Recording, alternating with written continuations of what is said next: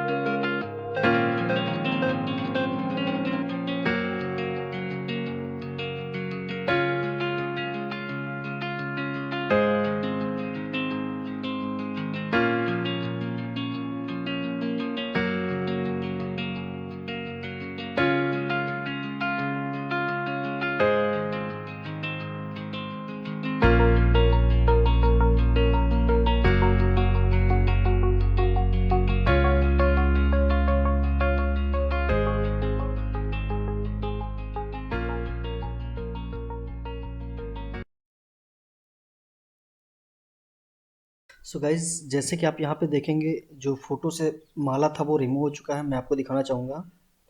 Yes, ये माला वाली photo है और ये बिना माला वाली। तो जस्ट अभी मैंने आपके सामने रिमूव किया हुआ है और सिर्फ एक टूल का यूज़ करते हुए।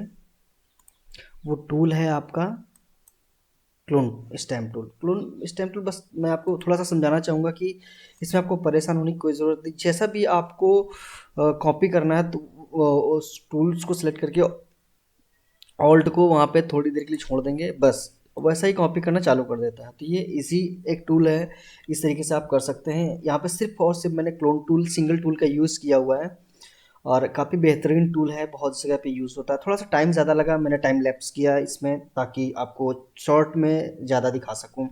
तो आई होप कि यार वीडियो आपको अच्छा वीडियो लाइक ज़रूर कीजिएगा और चैनल को अभी तक आपने सब्सक्राइब नहीं किया यार चैनल को तो सब्सक्राइब कर हमें सपोर्ट करें।